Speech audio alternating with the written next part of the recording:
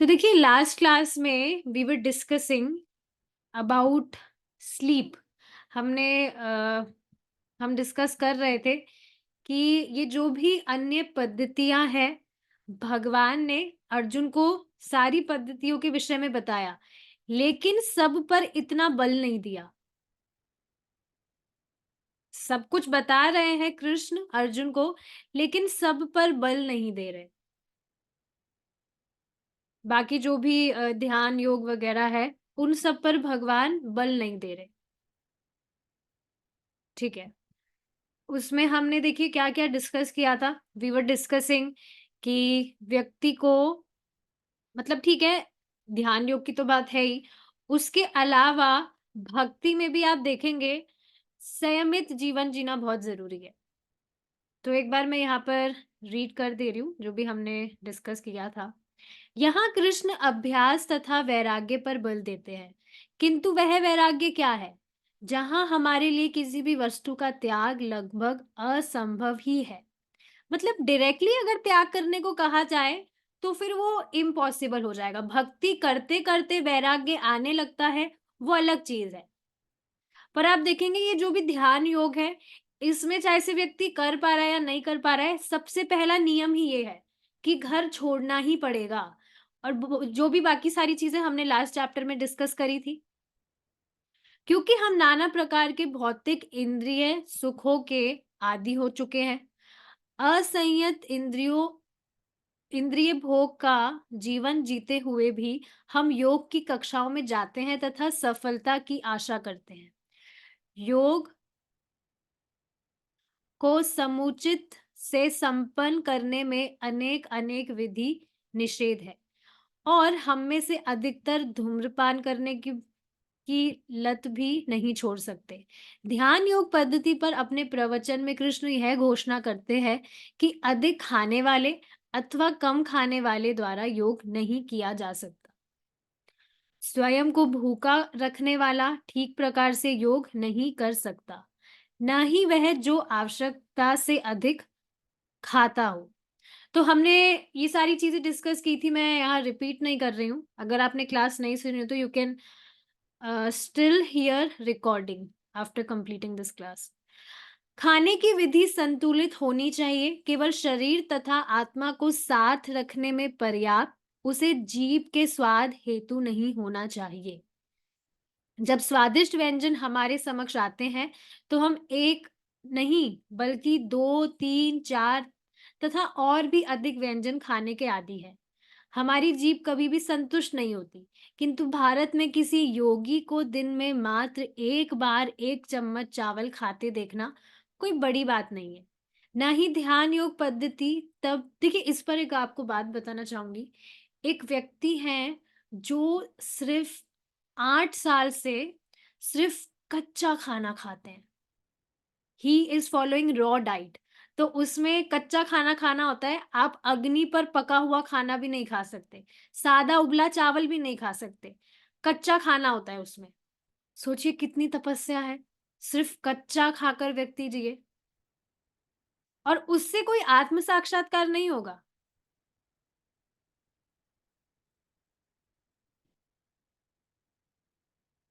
Anyways, नहीं ध्यान योग पद्धति तब की जाती है, जब व्यक्ति बहुत अधिक सोता हो अथवा अपर्याप्त सोता हो। तो इसी पर डिस्कशन चल रहा था हमारा लास्ट क्लास में कि आप देखेंगे बहुत अधिक सोने का कारण क्या होता है? जब व्यक्ति बहुत अधिक खाता है, तो आप देखेंगे उसको अच्छे से नींद नहीं आती है, बहुत सपने आते हैं।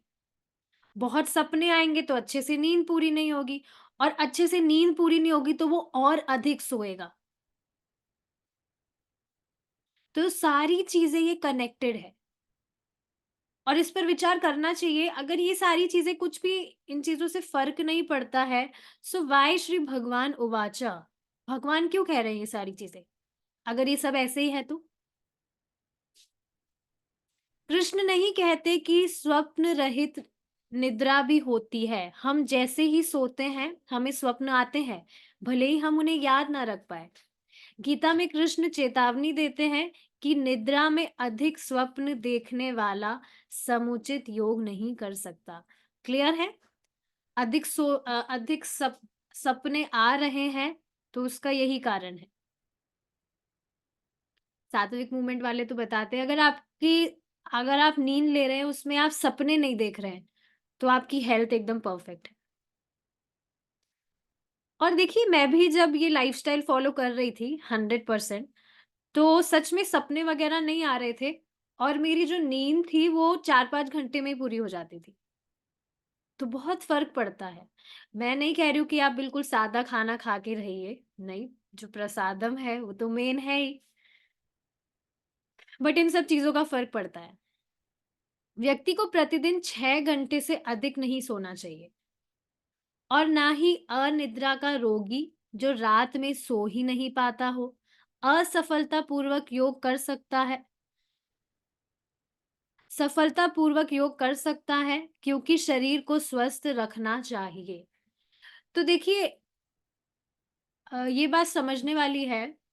इससे पहले जो ये जो टॉपिक है, आप देखेंगे इसमें काफ़ी सारे लोग कहते हैं कि ये खाने-पीने में ध्यान देने की ज़रूरत नहीं है, कि कुछ भी खाइए आप, मांस, मुर्गा कुछ भी खाइए, इससे भजन का कोई संबंध नहीं होता है।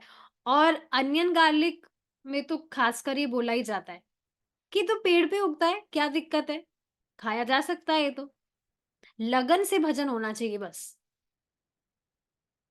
ये समझना चाहिए आहार का हमारे चित्त पर बहुत फ़र्क पड़ता है। एक बार कोई व्यक्ति थे, वो प्रभु जी बता रहे थे, अपने आप को कुछ वेदांती वग़ैरह बता रहे थे वो। वेद वग़ैरह जो भी पढ़ते हैं, तो थोड़े टाइम बाद में दिखा, जेब से उन्होंने सिगरेट निकाली एंड ही स्टार्टेड फैगिंग। तो फिर उनको बताया गया ये तो तमोगुण होता है। तो वो कहते हैं मैं इसे तमोगुण में नहीं मानता। अब बताइए क्या अपने समझ से, अपने मानने से क्या कुछ हो जाता है? इसी पर देखिए मैं विचार कर रही थी कि वास्तविकता में अगर आप इस पर विचार करें तो सच में हमारी कॉन्शसनेस में भी, हमारी खुद की प्रैक्टिकल लाइफ में हम देख रहे हैं इस चीज़ को, कितना बड़ा जंप हुआ है। काफ़ी सारी चीज़ें मुझे पहले की याद आती है, तो मैं बिल्कुल शॉक हो जाती हूँ, अरे बाप रे! क्या-क्या चीज़ें कर रही थी मैं। अब तो बिल्कुल असंभव सी लगती है वो चीज़ें करना। कुछ भी वो छोटी-मोटी चीज़ें हो सकती है, पर बहुत बड़ा इम्पैक्ट पड़ता है उसका हमारी लाइफ पर। तो देखिए कितना ये सब चेतनाओं का ही फ़र्क पड़ता है। जैसे-जैसे व्यक्ति की चेतना शुद्ध होती है, वैसे ही वो काम करता है। तो सब ये चेतना का ही फ़र्क पड़ता है। तो कोई भी व्यक्ति कह रहा है कि कुछ फ़र्क नहीं पड़ता है खाने-पीने का, कुछ भी खाओ-पियो, अरे ऐसा नहीं होता है भई। Unless you are following pure habits, नहीं हो सकता है कि आप अच्छे से सिस्टमैटिकली चीज़ों को फ़ॉलो कर सकें। इसी पर एक बात मैं आप सबसे शेयर करना चाहूँगी।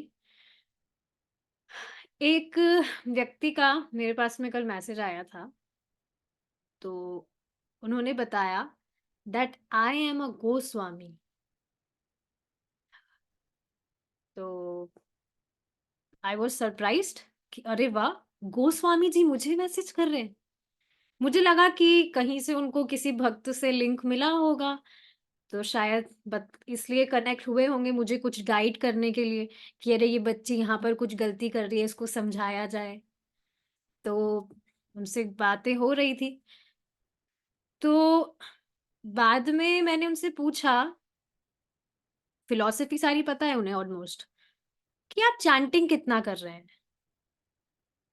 चैंटिंग वो तो मैं बचपन में करता था जब स्कूल में था, अब तो नहीं हो रही है।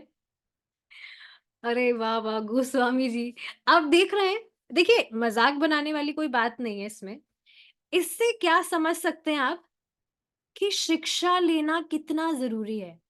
श्रीला प्रभुपाद जी की बुक्स नहीं पढ़ रहे हैं, वो उनके ग्रंथ नहीं पढ़ रहे हैं और तभी तो चैंटिंग आप सोचिए ना चैंटिंग कितना मेन है। कोई भी व्यक्ति आप देखेंगे चाहे से वो 100% मतलब नियमित रूप से भी अगर ग्रंथ नहीं पढ़ रहा है वो प्रभुपाद जी के, तब भी उसे मालूम होता है कि चैंटिंग मुझे करनी है। Is it not? आप देख रहे हैं शिक्षा लेना कितना ज़्यादा ज़रूरी है। कुछ भी गोस्वामी हो जाने से मैं बता देती हूँ यहाँ पर ये बात भी। जयपुर में जो गोविंद देव जी का मंदिर है, वो बता रहे थे कि वो उनका खुद का ही मंदिर है। उनके ही कुछ फैमिली में से ही कुछ हैं वो। तो आप देख रहे हैं चाहे से कहीं पर भी व्यक्ति का जन्म हुआ हो या कुछ भी वो कहीं पर भी हो, किसी वैष्णव के यहाँ ही उसने जन्म लिया हो, लेकिन अगर शिक्षा वो नहीं ले रहा है, फॉलो नहीं कर रहा है, तो जीवन में कहाँ परिवर्तन होगा? फिर तो एक वो सामान्य भौतिकतावादी इंसान की तरह ही तो रह जाएगा। तो शिक्षा लेना कितना ज़रूरी होता है। तो यहाँ मैं किसी की भर्त्सना नहीं कर रही हूँ। उन्होंने रिकॉर्डिंग सुनना स्टार्ट किया है। आई होप बुरा नहीं मानेंगे। बुरा मानने वाली चीज़ नहीं है, बस ये एक एग्ज़ाम्पल है जिससे समझना चाहिए कि शिक्षा लेना बहुत ज़रूरी है। तभी आप देखिए ना, आप सभी शुरू से आपने सुना क्लासेस, आप नियमित रूप से क्लासेस ले रहे हैं, इस वजह से कंटिन्यू कर पा रहे हैं। एक माताजी हैं, तो उनका ऐसे ऑन एंड ऑफ चलता रहता है। नियमित रूप से वो नहीं कर पा रहे। तो इस वजह से आप देखेंगे 4 टू 5 राउंड्स ही चैंट कर पा रहे हैं, जो कि कम नहीं है, ये भी बहुत ज़्यादा होता है। और बाकी सारी जो चीज़ें हैं, वो भी वो फ़ॉलो नहीं कर पा रहे। तो मैंने उन्हें आज फिर से यही बात समझाई कि आप इस वजह से इसको नहीं कर पा रहे क्योंकि आप एसोसिएशन में नहीं। अब आज वो आई थी क्लास में, प्रभु जी की क्लास में, सुबह जब में भी आती है पर वीडियो ऑफ करके। तो बहुत ज़्यादा फ़र्क पड़ता है इन सब चीज़ों का।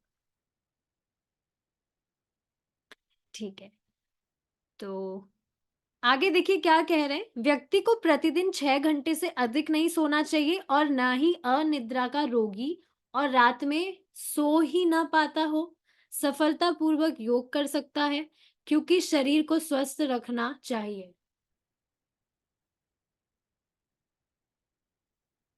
इसका अर्थ क्या है? यहाँ थोड़ी मिसप्रिंटिंग है। देखिए, समझिए। इसको आप अचानक से फॉलो नहीं कर सकते, पहली बात तो ये है। कोई भी 6 घंटे सो सकता है, कोई 7 घंटे, कोई 8 घंटे, बट इससे ज़्यादा सोना भी ठीक बात नहीं है। अंटिल आप वृंदावन में हैं, वहाँ पर तो सोना भी भक्ति है। वहाँ पर अगर व्यक्ति सो रहा है, चल रहा है, कुछ भी कर रहा है, सब कुछ भक्ति है वहाँ पर। तो यहाँ यही बात बताई जा रही है कि अ, क्या बात बताई जा रही है कि आवश्यकता से ज़्यादा नहीं सोना चाहिए व्यक्ति को और ऐसा भी नहीं है कि बिल्कुल ही ना सोए। आप देखेंगे श्रीमद् भागवतम में ही ये चीज़ बताई गई है कि जो निद्रा है, वो बुद्धि का फंक्शन है। नींद पूरी नहीं होती है, तो बुद्धि ही काम करना बंद कर देती है और आप खुद अगर आपने इसे प्रैक्टिकल एक्सपीरियंस किया हो, कि सच में होता है। स्पेशली कभी-कभी रात शाम की जो क्लास होती है, तो उसमें लास्ट में आते-आते कभी-कभी सर इतना भारी होने लगता है कि बस अब तो सो ही जाना है। आँख बंद करते ही नींद आ जाएगी। तो नींद पूरी नहीं होती या कभी-कभी जप में, जैसे रात को आप लेट सो रहे हैं, तो सुबह उठे हैं, तो बहुत मुश्किल होता है। यदि आप जप अच्छे से करना चाहते हैं, तो समुचित मात्रा में निद्रा पूरी होना बहुत ज़रूरी है।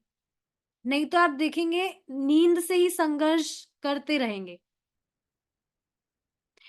एक माताजी हैं, सुबह वाली वाली क्लास में आती है प्रभु जी के ग्रुप में, तो नाम तो मैं उनका नहीं रख रही हूँ, आप शायद जान जाएँगे।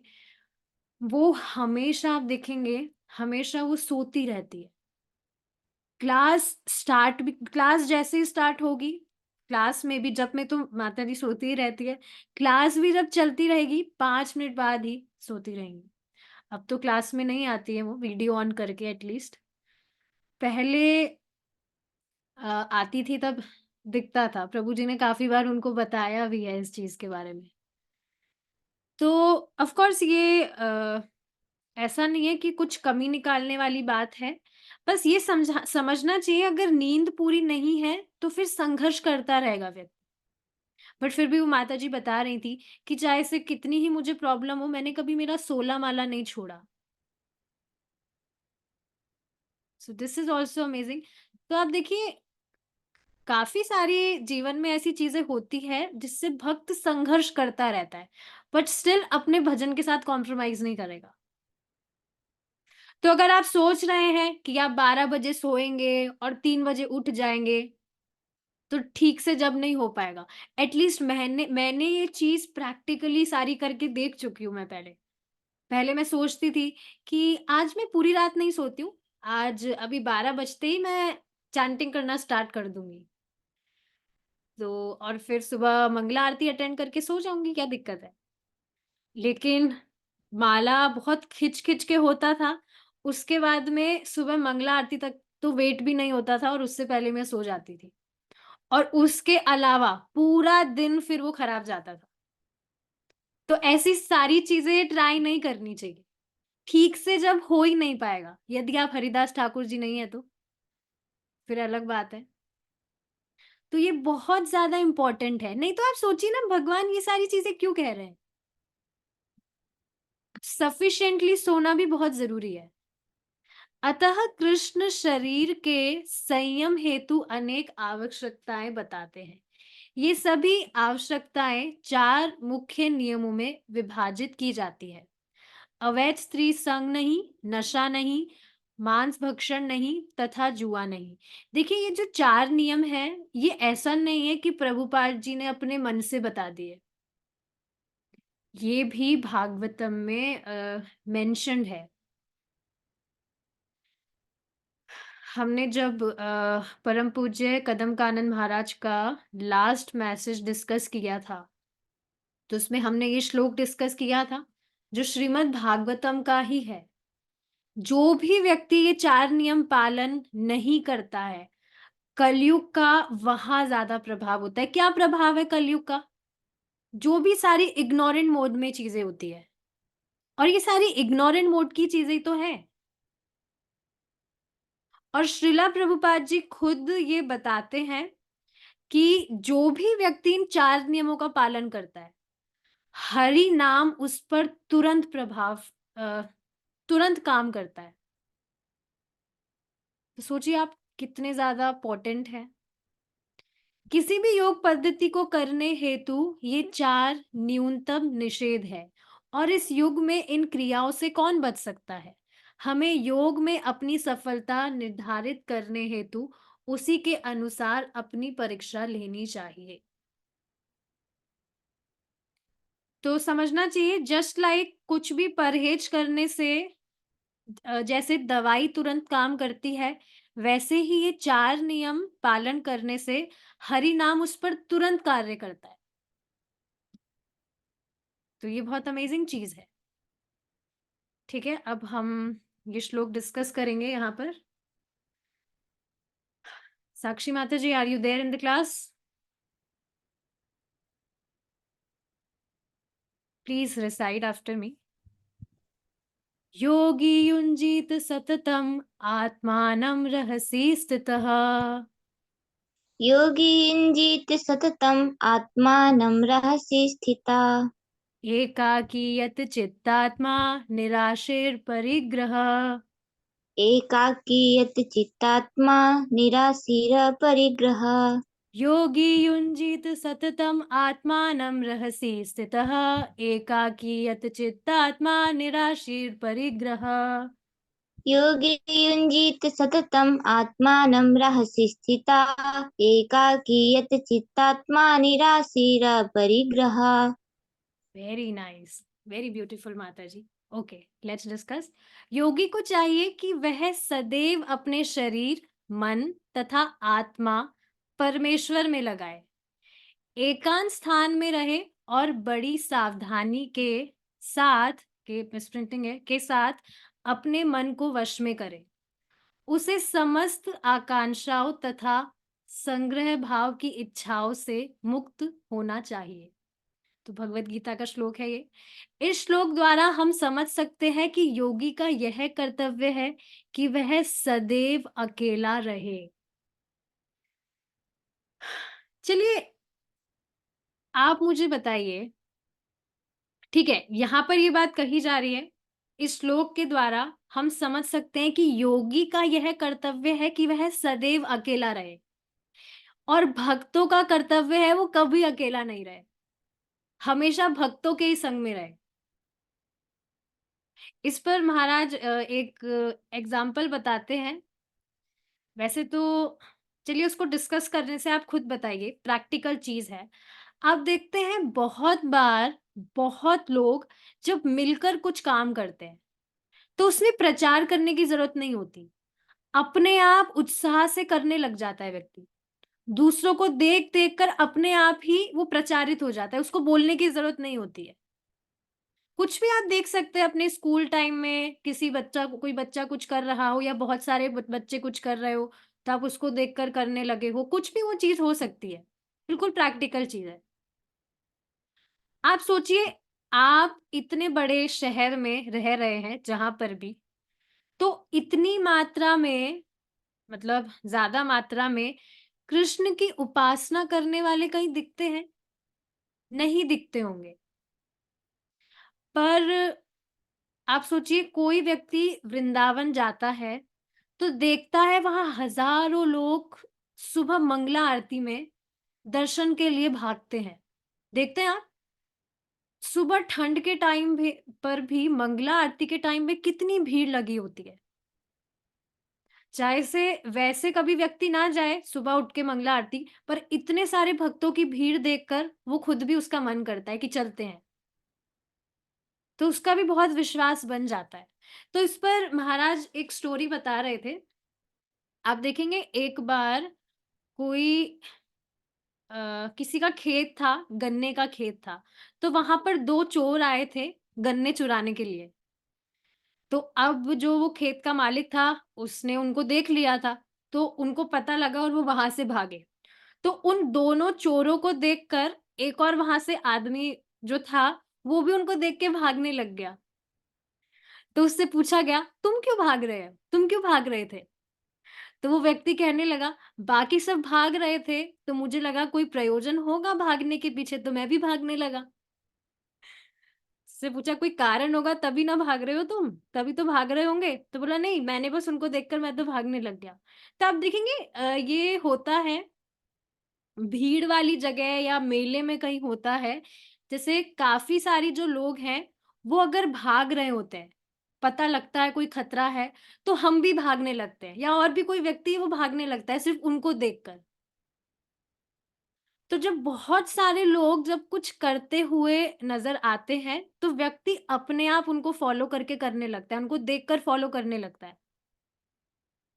इसी तरह से जब हम देखते हैं कि सुबह बहुत सारे जो भक्त हैं वो जप कर रहे हैं, तो आप देखेंगे अपने आप ही उनको देखकर प्रेरणा मिलती है। देखिए, बार-बार में ये सोचने वाली बात है, आप सब तो रेगुलरली आते हैं, अच्छी बात है।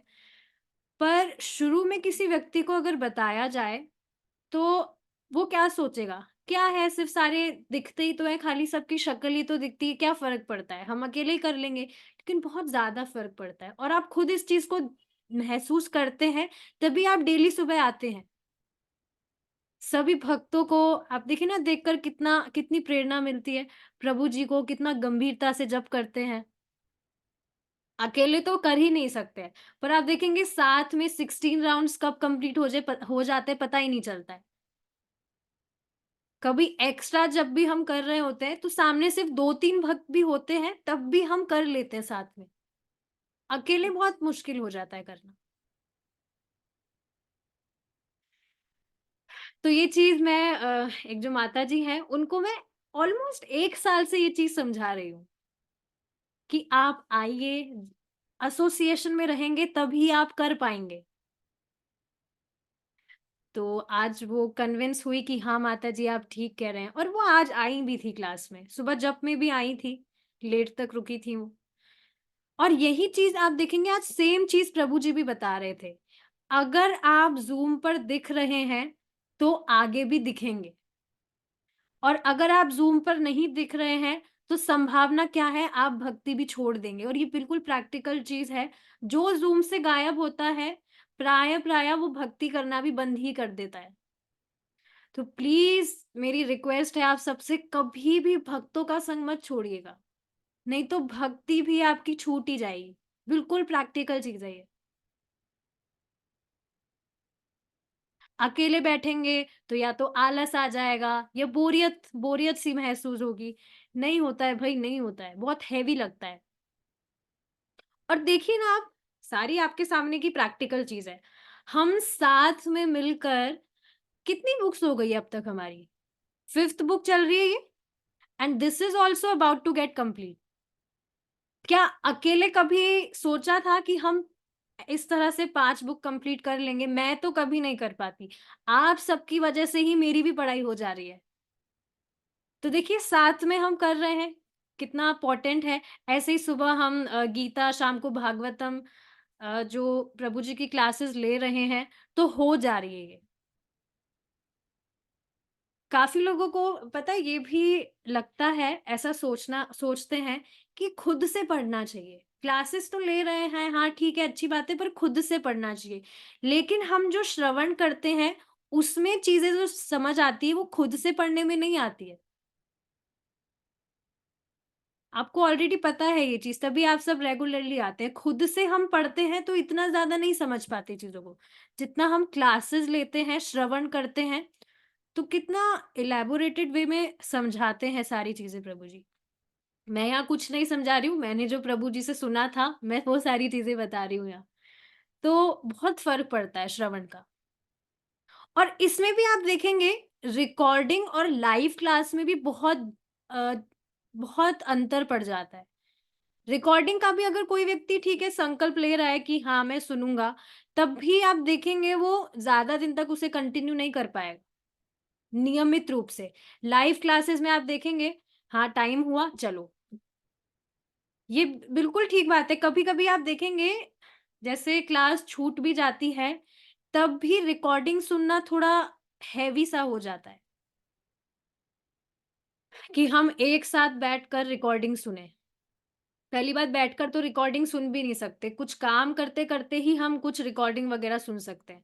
पर लाइव क्लास में हम आराम से बैठ सकते हैं, तो फ़र्क तो बहुत पड़ता ही है इन सारी चीज़ों का। तो यही चीज़ है कि योगी का यह कर्तव्य है वह अकेला रहे, लेकिन भक्तों का क्या कर्तव्य है, वो हमेशा भक्तों के संग में रहे, अकेला नहीं रहे। ध्यान रो योग समूह में नहीं किया जा सकता, कम से कम भगवत गीता के अनुसार तो नहीं। ध्यान पद्धति में परमात्मा पर मन केंद्रित करना एकांत स्थान के अतिरिक्त संभव है नहीं। फिर से पढ़ेंगे, ध्यान पद्धति में परमात्मा पर मन केंद्रित करना एकांत स्थान के अतिरिक्त संभव नहीं। हाँ, शोर कहीं हो रहा है तो चैंटिंग भी नहीं कर सकते, ध्यान कहाँ से करेगा व्यक्ति। ये देखिए ये बिल्कुल सही चीज है। मुझे खुद बहुत ज़्यादा प्रॉब्लम होती है क्योंकि हमारे पड़ोस में ही 6 बजे से वो कुछ फ़िल्मी गाने लगाना स्टार्ट कर देते हैं, सुबह 6 बजे, और वो भी स्पीकर पे चलाते हैं तेज़ आवाज़ पे। एक बार तो मैं सुबह जाकर उन पे घर पे जाकर बोल कर आई थी कि भाई मैं जप करती हूँ, इसको थोड़ा कम कर लो आप, बंद मत करो। लेकिन नहीं मानते हैं, तो मुझे वो मेरा जो हेडफ़ोन है वो लगाना होता है, ताकि उससे थोड़ी आवाज़ ना आए और थोड़ा और ज़ोर से जप करना होता है।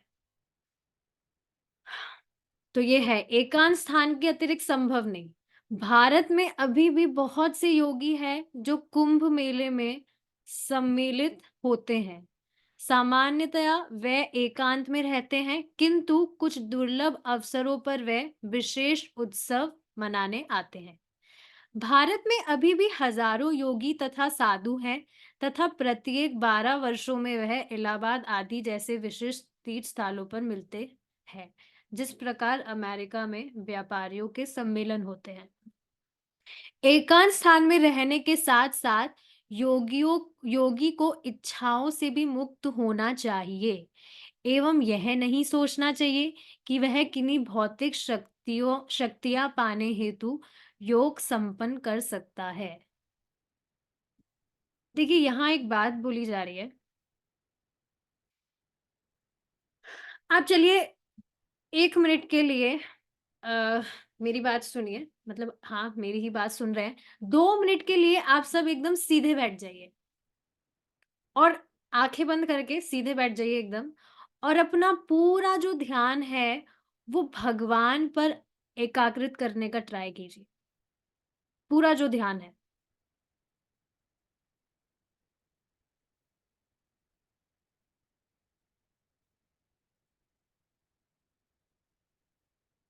किधर जा रहा था मन? मेरा मन जा रहा था कहीं लाइट्स ना चली जाए, नहीं तो क्लास देने में प्रॉब्लम हो जाएगी। देखिए, हाँ, ये बात ठीक है कि भगवान का जो विग्रह है, वो हम हमारे सामने ला पाते हैं।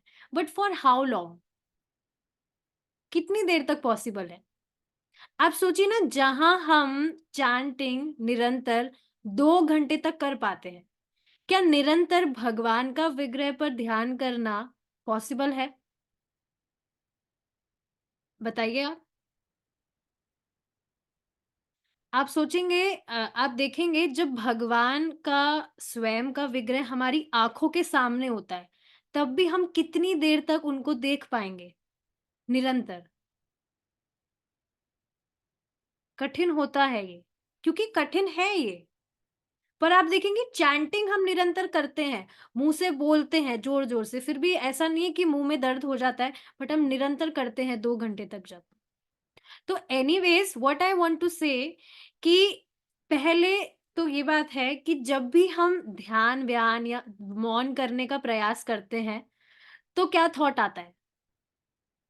ये चुप्पी कब बंद होगी?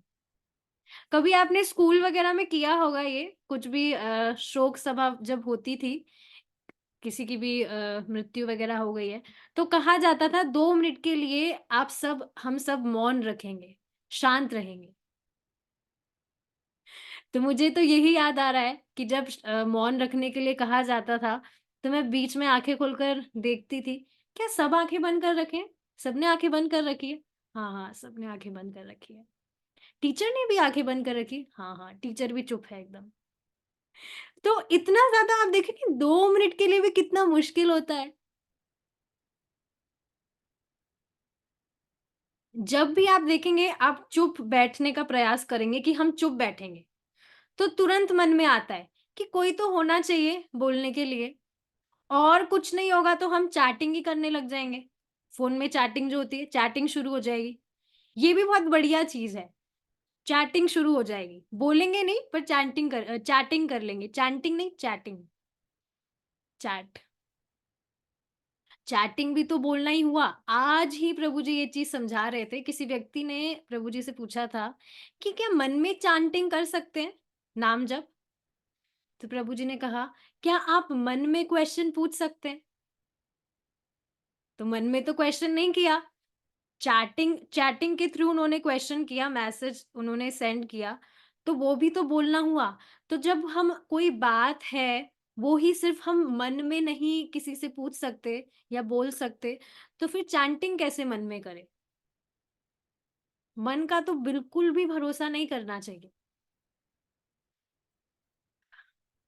So, so many times we feel uneasiness. ये वेग सच में बहुत स्ट्रॉन्ग है। पहली बात तो ये है। और दूसरा आप देखेंगे शब्द ना सुनाई दे तो ऐसा कैसे हो? शब्द तो तुरंत मन को खींच लेता है। अभी भी हम यहाँ बैठे हैं, तो आप देखेंगे आस-पास में कुछ कबूतर बोल रहा है, कोई गाड़ी की आवाज़ आ रही है, तुरंत मन जो है आकृष्ट हो जाता है। कई बार तो आप देखेंगे क्लास जब हम सुन रहे होते हैं, तो बीच में कोई डिस्टर्ब करने आता है, तो वहाँ हमारा ध्यान चल जाता है। फिर बुरा लगता है, "अरे रे! क्लास क्लास चल रही है, क्लास सुनो।" होता है ऐसा? कई बार हो जाता है ऐसा। तो शब्द तुरंत मन को खींच लेता है, तुरंत डिस्ट्रैक्ट हो जाते हैं हम। और एक बार कहीं मन चला जाता है, तो बस वहीं पर फिर वो चलता रहेगा, क्या-क्या-क्या पता नहीं क्या-क्या आ जाएगा दिमाग में। क्या इस तरह आप नहीं देखते? होता है ऐसा। एक बार मन किसी चीज़ को पकड़ लेगा, तो फिर आप देखेंगे एक पॉइंट, फिर दूसरा पॉइंट, फिर तीसरा पॉइंट, ऐसे करते-करते पूरी एक स्टोरी बन जाती है। फिर एकदम से मैं सोचती हूँ, अरे! इतनी सारी बात हो गई, ये शुरू कहाँ से हुई? फिर मैं दोबारा से बैक जाती हूँ कि ये सब कुछ शुरू कहाँ से हुआ? होता है ऐसा? तो आप देखेंगे कितना मुश्किल है सच में सारी चीज़ें करना। हुँ।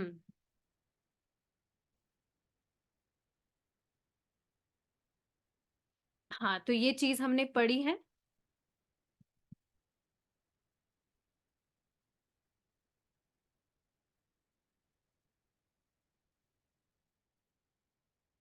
फिर से देखिए, एकांत स्थान में रहने के साथ-साथ योगी की इच्छाओं से भी मुक्त होना चाहिए एवं यह नहीं सोचना चाहिए कि वह किन्हीं भौतिक शक्तियाँ पाने हेतु योग संपन्न कर रहा है।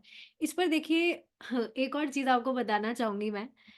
अभी क्या हो रहा है, जैसे कुछ दिन से मेरा जो चैंटिंग है वो एकदम स्मूथली चल रहा था। बिल्कुल अटेंटिवली एक-एक नाम मैं सुनने का प्रयास कर रही थी और वैसा हो रहा था।